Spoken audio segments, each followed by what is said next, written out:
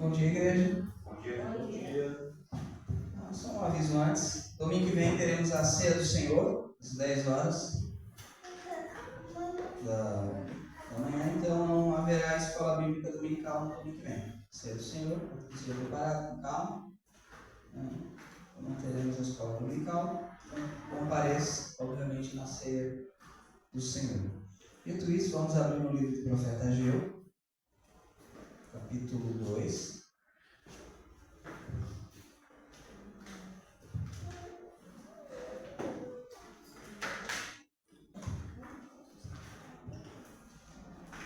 Versículos 20 ao 23, estamos encerrando a nossa exposição do livro de Ageu. Você já pode falar, se você ler todos os cultos, que você leu Ageu inteiro, né?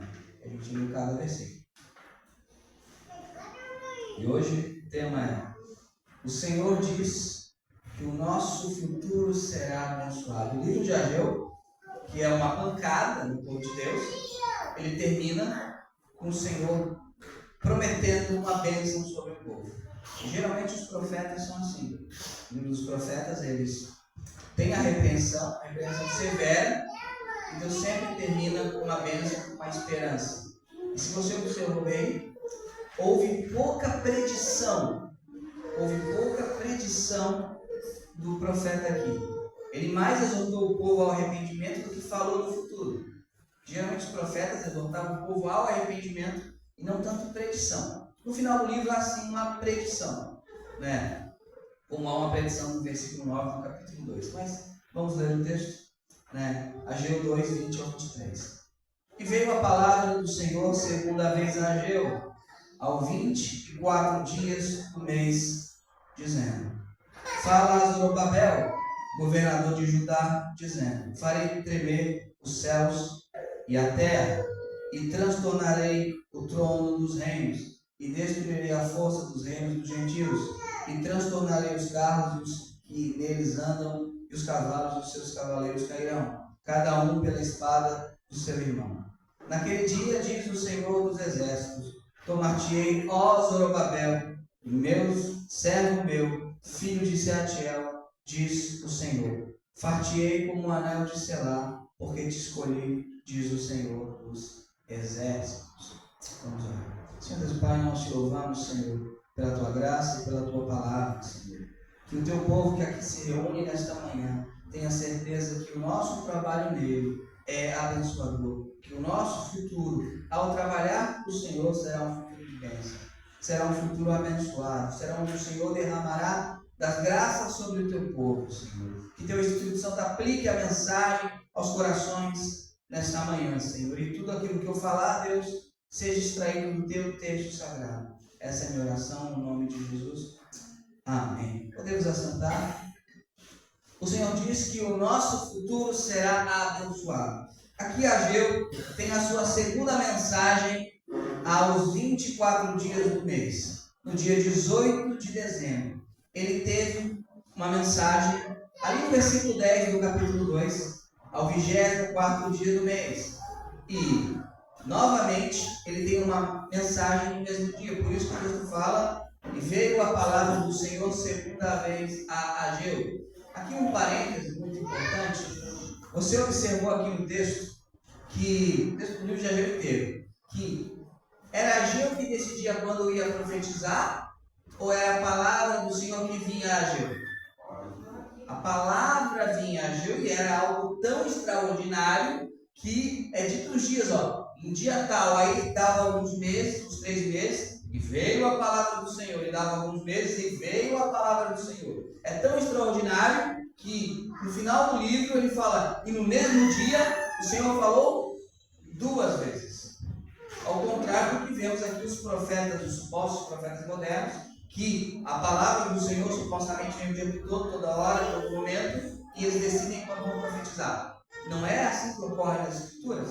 Veio a palavra do Senhor na hora que o Senhor quis. Então, quando você escutar um pastor falar o seguinte: profetiza na vida do teu irmão, saiba que você não tem essa autoridade, você não tem essa capacitação, porque é o Senhor que decide quando e da maneira que Ele quiser. Dito isso, então voltaremos ao texto né? E veio a palavra do Senhor, segunda vez a Ageu, aos 24 dias do mês. Então, no dia 18 de dezembro de 520, antes de Cristo, ele tem novamente uma palavra vinda de Deus, mas desta vez não é direcionada nem ao povo, nem a Josué. É direcionada a quem? A uma pessoa.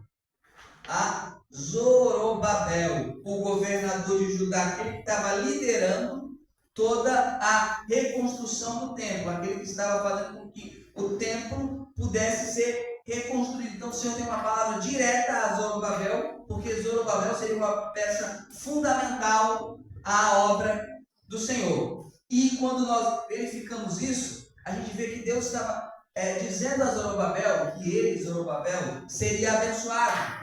Seria uma pessoa que teria a bênção de Deus sobre ele. E aplicando para nós, devemos entender que nós também somos abençoados quando trabalhamos para o Senhor. Ali em 1 Coríntios, capítulo 15, versículo 58, vamos abrir, vai nos dar essa certeza também. A mesma certeza que o Senhor deu a Zorobabel, dizendo que ele seria abençoado, que ele seria um anel de selar, a gente vai ver isso mais à frente. O Senhor também dá essa certeza a nós. Quando trabalhamos no seu reino, na sua obra, diz o seguinte, 1 Coríntios 15, 58, já que todos agem, diz o seguinte a palavra do Senhor: portanto, meus amados irmãos, sede firmes e constantes, sempre o quê? Abundantes, aonde? Na obra do Senhor, sabendo que o vosso trabalho não é vão no Senhor, o vosso trabalho não é inútil, não é um trabalho à toa. Então temos uma promessa também que o nosso trabalho é um trabalho que não é vão, que é um trabalho abençoador. E lá em 2 Timóteo, capítulo 4, versículo 8, Paulo, o velho, que já estava já na fase final da vida, e 2 Timóteo é o último escrito que temos do apóstolo Paulo, meses depois ele seria decapitado. Ele escreve na prisão, sabendo que iria ser executado, sabendo que iria morrer. Então quando você, eu botei isso na minha vida, a minha vida não está como eu gostaria, tem algumas dificuldades, estou fazendo tudo certo. Paulo também era um exemplo de cristão que estava aqui preso e ia perder a cabeça, literalmente perder a cabeça. Olha o que Paulo fala no versículo 7, primeiro eu vou ler o versículo 6 também, 6, 7 e 8. Ele diz o seguinte: porque eu já estou sendo oferecido por aspersão de sacrifício, e o tempo da minha partida está próximo. Combati o bom combate, acabei a carreira, guardei a fé. Paulo fala o seguinte: eu trabalhei para o Senhor, a minha carreira está terminada, não mais estarei com vocês. E ele termina no verso 8 dizendo: desde agora a coroa da justiça me está guardada, a qual o Senhor justo juiz me dará naquele dia, e não somente a mim, mas também a todos que amarem a sua vida. Ele fala: o meu trabalho no Senhor não foi bom, porque uma coroa de justiça, uma coroa de louros será colocada na minha cabeça. É interessante, o que ele perderia brevemente? A cabeça. O que seria colocado então? Deus vai colocar uma coroa na minha cabeça. Eu trabalhei para o Senhor, eu combati um bom combate, eu guardei a carreira, eu guardei a fé, terminei a carreira, eu guardei a fé, mas o Senhor vai me recompensar. O Senhor, no futuro, vai me recompensar. E essa é a nossa esperança e expectativa quando trabalhamos para o Senhor. Nós, quando trabalhamos para o Senhor, temos que ter sim a expectativa que o Senhor abençoará o nosso trabalho. É isso que ele está falando a Zorobabel, que ele iria abençoar o trabalho de Zorobabel, quer dizer, ele seria um trabalho abençoado. E por que seria um trabalho abençoado? Aqui dá 3 razões que o trabalho do Senhor é abençoado, por isso que o nosso futuro é um futuro abençoado. Primeiro, que o Senhor agirá por nós. Primeira verdade do texto: o Senhor agirá por nós. Segunda verdade do texto: o Senhor derrotará os inimigos do seu povo. E todo trabalho tem dificuldades. Todo trabalho do Senhor tem dificuldades. O nosso futuro fica incerto. Mas será que a gente vai conseguir? Mas há uma promessa quando trabalhamos com afinco, com o coração focado no Senhor. O Senhor, Ele vai derrotar os inimigos do seu povo. E terceira verdade: o Senhor nos usará para a vinda do Messias. Porque é algo interessante: a igreja é instrumento para a segunda volta, assim como a segunda vinda, como Zorobabel foi instrumento para a primeira. Você está sentado aí, é um instrumento de Deus para a consumação do século. Isso é abençoador, isso é maravilhoso. É o que vamos ver no texto. O Senhor agirá por nós, verso 21. Fala a Zorobabel, governador de Judá, dizendo: eu não farei nada, diz o Senhor. O que o texto diz? Farei tremer os céus e a terra. Farei tremer os céus e a terra. Que é uma promessa que o Senhor agiria com o Zorobabel. O Zorobabel trabalha. Ele fala ali no texto, né? Esforça-te, esforça-te, esforça-te, esforça-te, esforça-te. Ele fala várias vezes no texto de Ageu. E ele fala uma coisa de Zorobabel. Zorobabel, eu vou fazer tremer os céus e a terra. O Senhor dará condições para a conclusão da obra. É o que ele está falando no verso 21. Zorobabel, eu vou fazer isso. E ele diz isso antes, ali, no versículo 6. No capítulo 2, diz o seguinte: porque assim diz o Senhor dos Exércitos, ainda uma vez daqui a pouco farei tremer os céus e a terra, o mar e a terra seca. O que ele está falando? Eu vou agir, eu vou trabalhar. As coisas que você não consegue, eu faço. Farei tremer os céus e a terra. O Senhor dará condições ao seu povo e dará um futuro abençoador ao seu povo, porque Ele é que vai garantir isso. Vamos abrir em Filipenses 1:6 e trazendo para nós. Será que a obra do Senhor, será que o nosso futuro na obra do Senhor, lembra, o futuro abençoador está ligado aqui à obra do Senhor, ao povo trabalhando para o Senhor. Esse é o contexto de Ageu. Ali em Filipenses 1:6, Paulo escrevendo à igreja de Filipos. Paulo aqui tem uma certeza. Filipenses 1:6 diz o seguinte: tendo por certo isto mesmo, que aquele que em vós começou a boa obra, a aperfeiçoará até semana que vem, até o dia de Jesus Cristo. O que o Senhor está dizendo a nós? O Senhor está dizendo que Ele nos dará condições de concluir aquilo que Ele colocou em nossas mãos para fazer. Temos trabalhos no reino do Senhor, temos missões que o Senhor nos deu. E Ele vai fazer tremer os céus e a terra, isto é, eu vou dar condições. Tanto é que no versículo 7, do capítulo 2 de Ageu, no versículo 8, ele fala: lembra qual era a missão de Zorobabel? Reconstruir o templo. Reconstruir o templo. Ele fala: farei tremer todas as nações, e virão coisas preciosas de todas as nações, e encherei esta casa de glória, diz o Senhor dos Exércitos. Minha é a prata, meu é o ouro, diz o Senhor dos Exércitos. Olha o que ele fala, Ageu, eu vou fazer tremer os céus e a terra. Ele lembrou da mensagem anterior, que é o quê?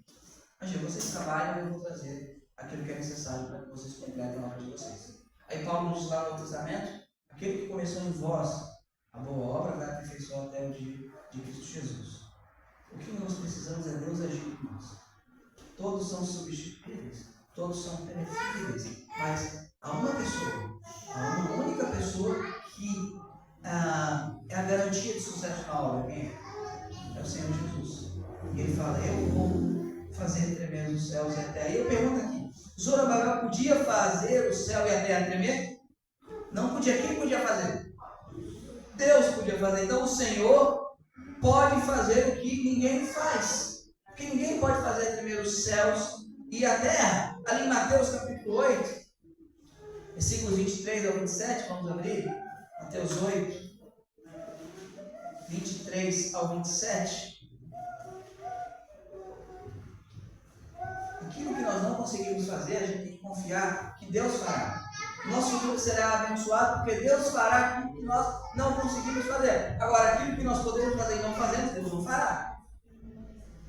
Mateus 8, 23 ao 27 diz o seguinte: e entrando ele no barco, seus discípulos o seguiram.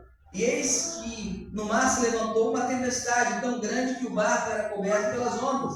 Ele, porém, estava dormindo. Quem fica assustado com as tempestades, com as dificuldades, somos nós. O Senhor não fica. Né? Quando Isaías tem a visão, Isaías 6, o rei Uzias tinha morrido, o rei piedoso, o trono estava vazio, ele viu o Senhor assentado aonde? trono, alto e sublime trono. O Senhor está lá no trono. E os seus discípulos, aproximando-se, o despertaram, dizendo: Senhor, salva-nos, que perecemos.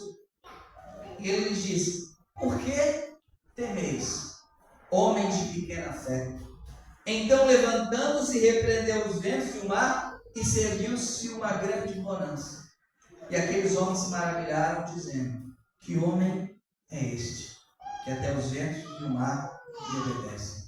O Senhor fará aquilo que nós não conseguimos fazer. Agora, os discípulos tiveram que remar, tiveram que se acalmar, tiveram que colocar a cabeça em ordem. Mas quem que repreendeu a grande tempestade? Foi o Senhor Jesus. Que homem é esse? Então, o que a palavra de Deus nos diz? Que o Senhor agirá por nós, que o Senhor pode fazer aquilo que ninguém pode fazer. Agora, você já parou para pensar que quando você trabalha para o Senhor, você tem um futuro tão abençoado que aquilo que as suas mãos não são capazes de fazer, o Senhor fará. Agora, qual é o nosso grande erro? Qual é a nossa grande lástima? É que, por vezes, estamos como aquele povo. Vamos abrir ali em Ageu, capítulo 1. Versículo 2. O Senhor está pronto para agir. O Senhor está pronto para nos abençoar. O Senhor está pronto para nos dar um futuro gracioso. Mas, por vezes, somos como esse povo, no versículo 2 do capítulo 1 de Ageu. Assim fala o Senhor dos Exércitos, dizendo: Esse povo diz: Não veio ainda o tempo em que a casa do Senhor deve ser edificada. Ao contrário do que eles fizeram anteriormente, depois eles mudaram, devemos fazer o quê? Devemos agir, porque sabemos que o Senhor agirá por nós. O Senhor fala que agindo eu, quem impedirá? Então, o primeiro motivo, a primeira verdade que o texto expressa, por que o nosso futuro será abençoado? Porque o Senhor agirá por nós. Só que muitas vezes nós, como crentes, como cristãos, nós não acreditamos nisso. Nós não achamos que o Senhor agirá por nós. Nós não achamos que o Senhor vai estar conosco. Nós achamos que o futuro é incerto, que o futuro é uma coisa fantasmagórica, que o Senhor não está no controle de nada. E quando nós achamos assim, nós começamos a afundar. Não importa o tamanho da tempestade, não importa o tamanho da dificuldade, porque o Senhor fala: farei primeiro os céus e a terra. Ninguém consegue fazer isso, só Ele. O nosso futuro está nas mãos dele. O nosso futuro está em sua direção. Isso tem que ser motivo para que a gente fique tranquilo, mas para que a gente seja operoso. Pois fala a Zorobabel, o governador de Judá, dizendo: Eu vou fazer também os céus e a terra. Zorobabel, o seguinte, eu já disse tudo o que você tinha que fazer. Agora eu vou falar o que eu vou fazer. Você vai fazer tudo, continuar fazendo tudo que você tem feito, Zorobabel. Agora, o seguinte, Zorobabel, aquilo que você não conseguia é comigo. Mas se você não fizer, eu não vou fazer. Lembremos, eles ficaram 16 anos sem a construção do templo. Tinha todos os recursos ali, entre eles. E o que aconteceu? Não aconteceu nada. Por quê? Porque não fizeram. Agora eles começaram a fazer. Aí quando você começa a trabalhar, começa a fazer, você fica com medo do futuro. Será que vai dar certo? Será que vai ser algo bom? O que Deus fala? Zorobabel, relaxa. Agora é comigo. E o que o texto continua dizendo aqui? A primeira verdade do texto: o Senhor agirá por nós. A segunda verdade do texto: o Senhor derrotará os inimigos do seu povo. E aqui é uma promessa escatológica à igreja, que se cumpre no tempo de Zorobabel, mas é uma promessa escatológica a nós como igreja do Senhor. Versículos 21 ao 23, a gente vê isso. Primeiramente eu quero me ater ao 21 e 22. O Senhor faria brevemente na época de Zorobabel, que é o que a gente fala de profecia de duplo cumprimento. Ela tem um cumprimento menor, local, na época, e ela vai ter um cumprimento escatológico naquele grande dia. Diz o versículo 21. Fala Zorobabel, governador de Judá, dizendo: Farei tremer os céus e a terra, e transtornarei o trono dos reinos, e destruirei a força dos reinos dos gentios, e transtornarei os carros e os que neles andam, e os cavalos e os seus cavaleiros cairão, cada um pela espada do seu irmão. Ele fez isso na época de Zorobabel. Ali no versículo 6, novamente no capítulo 2, ele fala: Porque assim diz o Senhor dos Exércitos, ainda uma vez, daqui a pouco farei tremer os céus e a terra, o mar e a terra seca. Olha que ele fala: ainda uma vez, daqui a pouco. Que aconteceu brevemente. E a gente fala brevemente, né? anos, bastante anos. Mas, na época de Deus, na visão de Deus, isso é uma coisa curta. O que aconteceu? A Pérsia, que era o governo dominante da época, foi derrubada por Alexandre o Grande. Então Deus derrubou o governo, que na época era o governo sobre eles. Deus destruiu aquele governo e outro governo assumiu, que foi o governo da Grécia de Alexandre o Grande. Então Deus fez na época, naquela transição de Zorobabel, e Deus fez no passado. E ele lembrou Zorobabel disso, porque quando ele fala cavalos e cavaleiros cairão, o que é que você lembra? Tem um evento que cavalos e cavaleiros foram contra o povo de Deus e eles não subsistiram. Alguém lembra? O Êxodo. O Êxodo. Deus fala, eu vou destruir ele novamente. Vamos abrir ali em Êxodo capítulo 15, versículos 1, 4, 19 e 21.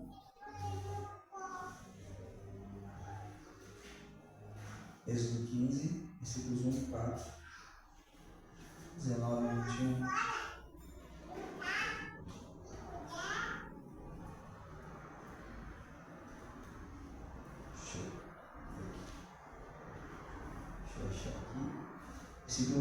Capítulo 15, versículo 1. Então cantou Moisés e os filhos de Israel este cântico ao Senhor e falaram dizendo, cantai ao Senhor, porque gloriosamente triunfou, lançou no mar o quê?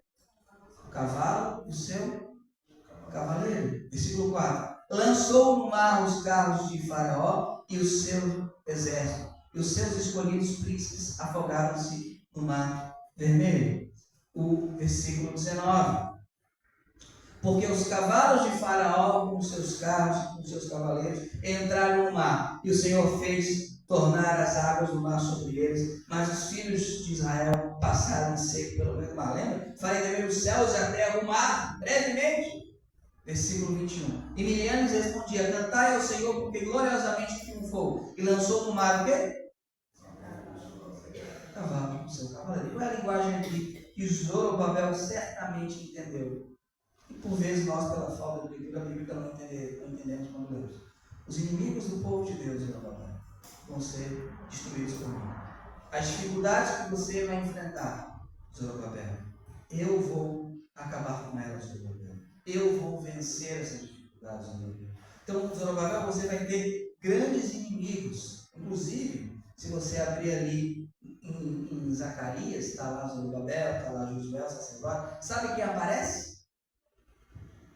Satanás. Satanás aparece para acusar eles, né? E ele é repreendido. Então ele teria grandes inimigos. E quem derrotaria os inimigos, que já o fez no passado, seria o Senhor. Quando a gente olha a história das dificuldades do povo de Deus, a gente tem que entender uma coisa. O Senhor derrotou os inimigos do povo dele no passado. E as grandes dificuldades que o povo de Deus teve no passado foram vencidas. O que explicaria 12 pessoas iletradas fundarem, após a morte do seu mestre, a ressurreição dele, a maior religião do mundo. Lembra que o Senhor fala o seguinte, fazer discípulos de... Parece pra gente, a gente está acostumado, o cristianismo é gigantesco. Só que quando ele falou isso, não tinha saído da Judéia. O que ele falou? Eu quero que vocês, ali, Pedro, João, Tiago, pescadores, outros ali, o coletor de impostos, Mateus, Bartolomeu, tá, pessoal, vocês vão fazer discípulos em todas as nações. E no primeiro século, o Evangelho chegou à Índia e à Espanha. O que na época era basicamente um mundo conhecido, de uma extremidade a outra da terra, no primeiro século. E o Senhor falou que isso aconteceria.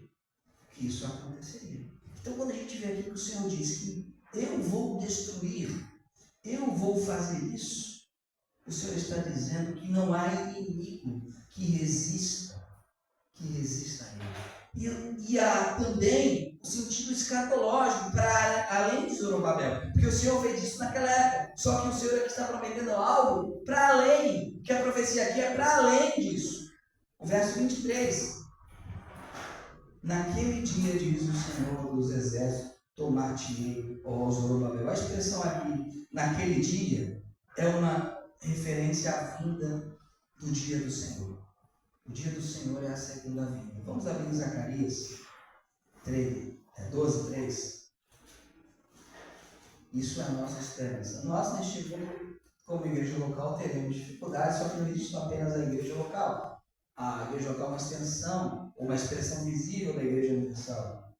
E a igreja universal, a igreja espalhada pela terra, tem sido atacada. E olha o que diz o texto. E acontecerá naquele dia que farei de Jerusalém uma pedra pesada para todos os povos. Eu interpreto Jerusalém aqui como o Novo Testamento faz a Jerusalém do alto, a igreja, a cidade consumida. O povo de Deus. O povo de Deus é o quê? Uma pedra pesada para quem?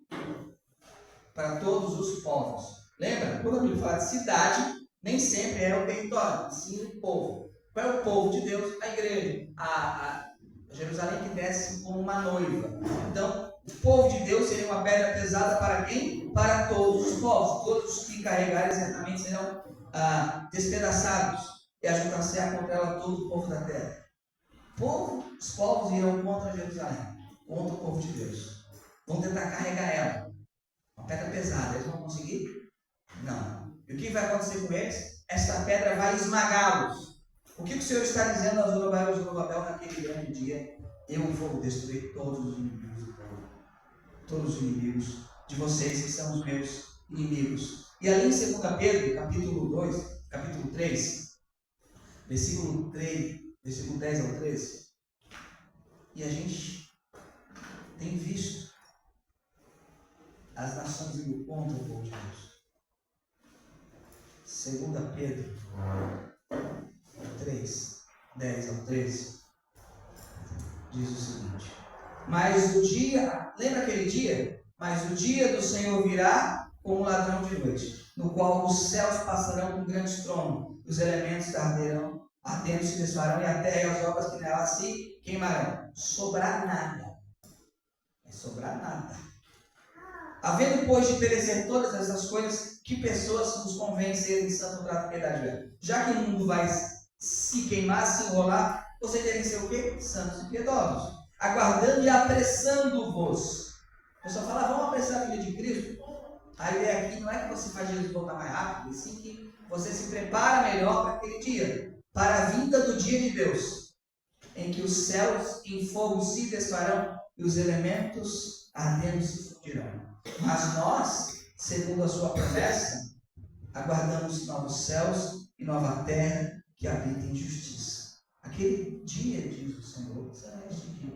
Então, o que ele está falando a Zorobabel? Zorobabel, num primeiro sentido, talvez você nem entenda, Zorobabel, eu vou destruir os seus inimigos. Mas isso é um símbolo do que eu vou fazer com os meus inimigos naquele grande dia. Eles vão ir contra Jerusalém. Não é contra a cidade, especificamente.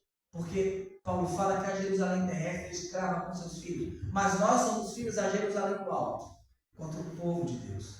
E eles vão se reunir contra o povo de Deus. E eu vou despedaçá-los. Eu vou destruí-los. E ali em Apocalipse 19, 15, vamos abrir. Apocalipse 19, 15. Viu por que vale a pena trabalhar com o Senhor? Por que o nosso futuro é abençoador? Imagina só, você não faz parte do povo de Deus, você não trabalhou junto com o povo de Deus, você não se importou com o povo de Deus, aí sabe o que vai acontecer? Jesus vai retornar. E sabe o que vai acontecer quando ele retornar? Ele vai despedaçar você. Aliás, mas eu não pensava em você neutro. Não haverá neutralidade. Todos os povos irão contra Jerusalém, contra o povo de Deus. Haverá um ódio generalizado contra o povo de Deus. E o Senhor vai despedaçar eles. Ou você estará com o povo de Deus, ou você odiará o povo de Deus. Não haverá muro. Não tem hoje, eu respeito a igreja, eu só não quero nada com Deus, mas eu acho umas coisas legais, eu gosto de uma música lá, eu cantei até como Zaqueu quando lançaram, aquela coisa. Não haverá isso. Ou você estará sendo dentro da Jerusalém, sendo perseguido, ou você perseguirá. Ali em Apocalipse 19, 15, fala aqui de Jesus vindo, né? A pessoa, Jesus está vindo, né? Que o Senhor venha logo. Se você não é um cristão, não Fique com muita expectativa. Que é o que diz o texto. E da sua boca saía uma aguda espada para fazer carinho nas nações, para ferir com elas nações. E ele as regerá com vara de ferro. Pega uma vara de ferro e faz assim. É o que ele vai fazer, vai quebrar. Ele mesmo é o que pisa o lagar do vinho, do furor e da ira do Deus Todo-Poderoso. Imagina um lagar cheio de uva. O que se faz com as uvas? O que o Senhor vai fazer com os ímpios? O lagar da ira do Deus Todo-Poderoso.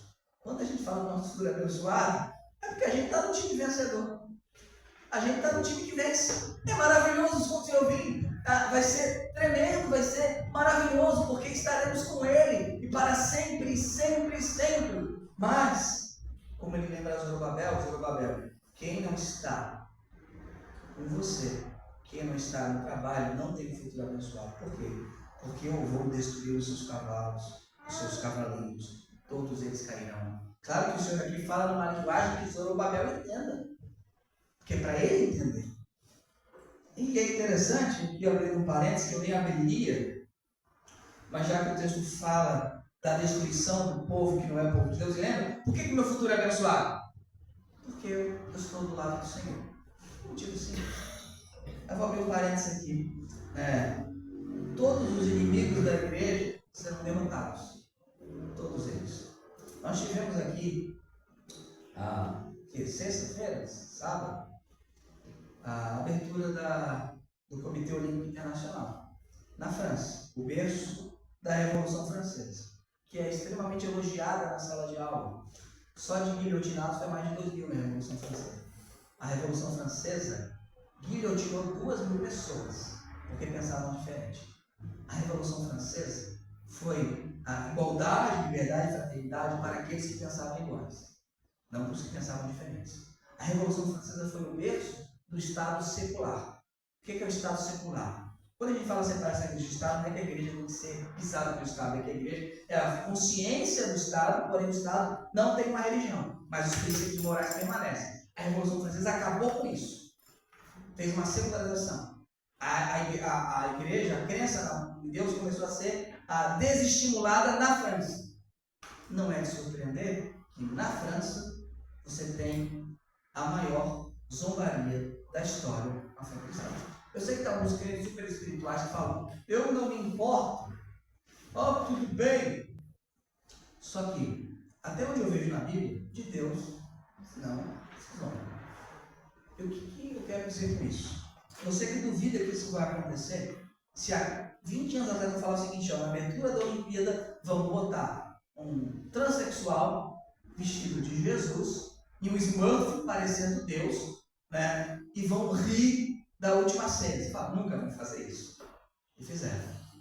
Os inimigos do povo de Deus estão aí.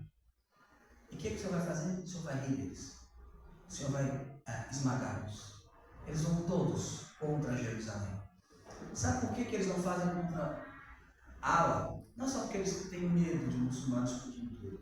Eles também não fazem contra o hinduísmo. Não fazem contra Krishna. Não fazem contra Buda. Não fazem contra Kardec. Sabe por quê? Porque Satanás não se importa com esses deuses que são ilusórios, mentirosos. Só tem um que ele se importa. Só tem um que é de verdade. Só tem um que vai voltar. Todos os outros estão mortos ou nem existiram. É contra ele que toda artilharia. Pensa um pouco. Qual é a única religião vilipendiada? O cristianismo. A única. E por quê? Porque há inimigos do povo de Deus. E o que Deus fala aqui a Zorobabel? Por isso que o nosso futuro é abençoado.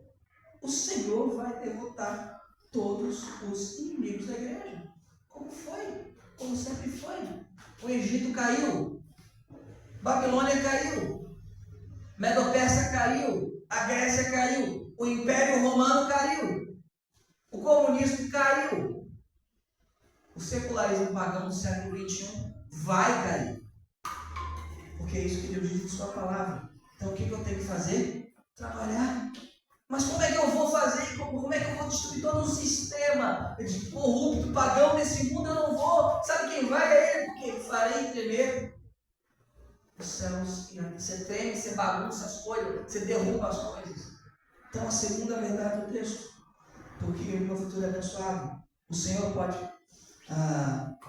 vai derrotar os inimigos da igreja. E a terceira verdade do texto, o Senhor nos usará para a vinda do Messias. A Ageu é o pano de fundo, a promessa. O Messias vai vir. Você pode não ter reparado, mas há uma promessa da vinda do Messias aqui no versículo 23. Aliás, é uma promessa da vinda do Messias no versículo 9. É que a gente está com o olho, não está treinado em ler o Antigo Testamento, é Jesus. Então, o que diz aqui o texto? Primeiro, o Senhor usou Zorobabel para a primeira vinda do Messias. Verso 23. Naquele dia, diz o Senhor dos Exércitos: tomar-te-ei, ó Zorobabel, servo meu, filho de Sealtiel, diz o Senhor, e far-te-ei como um anel de selar, porque te escolhi, diz o Senhor dos Exércitos. O que isso tem a ver com o Messias? O que é um anel de selar? Você tem uma carta e você bota o anel e referenda aquilo como oficial. Nota uma coisa muito interessante. Jeremias 22, 24 e 30. Vamos ver. Jeremias 22,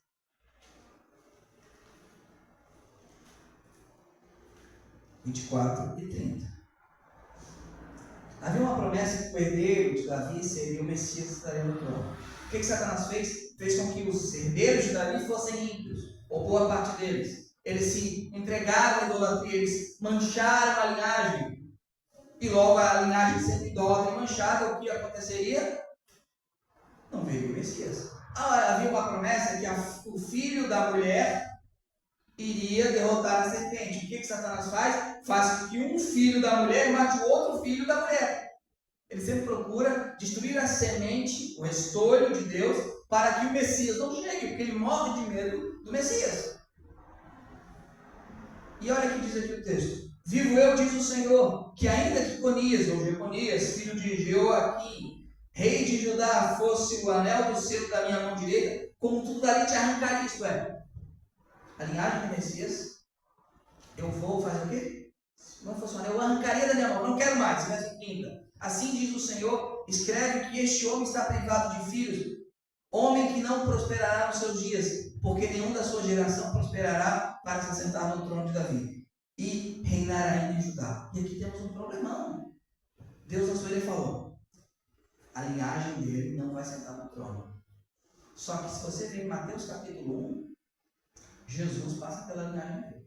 Havia uma maldição na linhagem dele. Deus falou: esta linhagem não vai sentar no trono. Você olha de longe, Satanás venceu. O Messias não podia mais vir. Aí o que Deus fala para Zorobabel? Zorobabel, você, lembra que eu arranquei o anel dele? Agora, o que você é para mim, Zorobabel? Também é descendente dele. Você é um anel de selar. Eu estou retirando essa impetração. E você vai lá para Mateus capítulo 1, versículo 1 e 12. E lembra? Por que o templo tinha que estar pronto? O Messias vinha. Só que havia uma maldição. Que ninguém da linhagem podia mais sentar no trono. Aí Deus fala para Zorobabel: Zorobabel, eu retirei isso. Você agora é meu anel de selar. Zorobabel, você é aquele que eu vou usar para o Messias vir. Você não somente vai reconstruir o templo, Zorobabel, ou reconstruir o templo. Você será aquele que vai ser o anel linkado para o Messias. Mateus 1. Livro da geração de Jesus Cristo, filho de quem? De Davi, filho de Abraão. Versículo 12. E depois da deportação para a Babilônia, Jeconias gerou a Salatiel, e Salatiel gerou a Zorobabel. O que o Senhor fez aqui, Zorobabel? Eu vou te usar para o Messias. Seu futuro será abençoado, Zorobabel. Zorobabel, não fique com medo de fazer a minha obra. Termine o templo, construa o templo, Zorobabel. Por quê? Porque o Messias tem que vir no templo. Verso 9. A glória desta última casa será maior do que a primeira, diz o Senhor dos Exércitos. E neste lugar darei a paz, diz o Senhor dos Exércitos. O que acontece depois? Eu vos deixo a minha paz vos dou. E no último dia da festa, o Senhor fala: quem quiser vir a mim, vai beber água e fluirão os rios de água viva. Eles estavam longe do templo. Mas precisava construir o templo. Mas havia uma maldição. Deus privou o trono de Davi. Mas Deus falou, vai vir o verdadeiro rei Zorobabel, mas vai vir por ti. Você também é descendente de Davi. O que isso mostra? Que Deus usou Zorobabel para a vinda do Messias. Ele seria a garantia que o Messias viria. O Senhor usará a igreja para a segunda vinda do Messias também. Nós somos o anel de selar dessa geração. Vamos abrir em Mateus 24, 14. Por que querem destruir a igreja? Olha, é interessante que o Senhor vem na sua volta, eu creio que é uma única etapa da segunda vinda, mas todas as correntes sabem, quando o Senhor vir, o que acontecerá, a ressurreição dos mortos e o arrebatamento de quem? Da igreja, correto? Quando o Senhor vir. Se não houver igreja, não haverá nada. Por que a igreja tem que ser destruída? O que Satanás fez na linhagem dos reis de Davi? Fez os reis de Davi, a linhagem toda, se voltar a outros deuses. O que o mundo tem tentado fazer com a igreja? Tentar desviar a igreja. Quando não consegue, ataca a igreja. Porque não quer que ele venha. Ali mais, Mateus 24, 14. Tem um texto maravilhoso. Nós somos instrumentos para a segunda vinda. Nós não faremos ele vir, só seremos usados para que ele venha. E este evangelho do reino será pregado em todo o mundo em testemunho a todas as nações. Então virá o fim. Quem vai pregar o evangelho do reino a todas as nações? Igreja. Para que haja gente de todo povo, língua, tribo e nação. A era da igreja era do testemunho. Lembra que eu falei no início e o Senhor disse que o nosso futuro será abençoado? Por quê? Porque o nosso trabalho aqui, de formiguinha, pregando o evangelho, louvando a Deus, sendo testemunho público, que existe um Deus, ele vai continuar até a consumação do mundo. E este trabalho de formiguinha que nós fazemos, uns fazem mais, outros menos, mas os cristãos fazem, é necessário porque somos como um anel de selar dessa geração. Os inimigos vão olhar para nós e vão ver como um Zorobabel incorruptível, que vai levar a cabo a obra do Senhor. Por isso que o nosso futuro é abençoado, por isso que o nosso futuro é maravilhoso. Agora, o que não podemos fazer? Não podemos ser como o avô de Zorobabel, que perde a bênção do Senhor e nos retira dele o benefício do trono. Não podemos fazer isso. E a Bíblia fala assim, para as igrejas lá em Apocalipse, vou tirar o teu castiçal. Igreja que não se comporta como igreja, Deus faz o quê? Tira o castiçal. Tira a presença dele. Por isso, amados irmãos, o nosso futuro é abençoado. Não queira estar do lado daqueles que serão pisados pelo Senhor. E no Novo Testamento é Jesus falando que vai fazer isso. Não queiram estar do lado. Um dia, toda zombaria na fé cristã. Eu falo que nós não devemos nos preocupar no sentido que eles zombam na fé cristã. Zombaram do Zorobabel. Vocês vão construir o templo? Vocês não têm capacidade nenhuma. Vocês zombaram. O templo foi construído. Não foi? Foi. Teve Herodes Agripa, não me engano, Herodes Agripa, lá com Paulo prega o evangelho para ele, ele fala, por pouco você não me torna um cristão. Séculos depois, o cristianismo se torna a religião oficial do Império. Podem zombar. Zombem à vontade.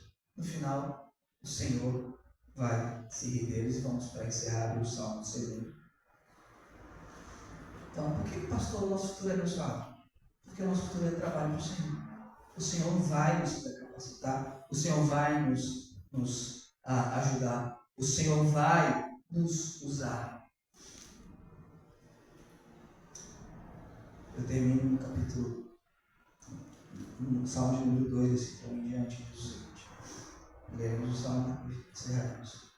Por que se amotinam os gentios? E os povos imaginam coisas vãs. Os reis da terra se levantam e os governos consultam juntamente contra quem? O Senhor e contra seu ungido, dizendo: rompamos as suas ataduras, as suas leis, não queremos as suas leis, e sacudamos de nós as suas cordas. Essas leis nos prendem, nos deixam presos, sacudamos, vamos arrebentar essas cordas. Não queremos a lei moral de Deus, não queremos a lei natural do coração, a gente odeia ela. Aquele que habita no céu se irá, e o Senhor zombará deles.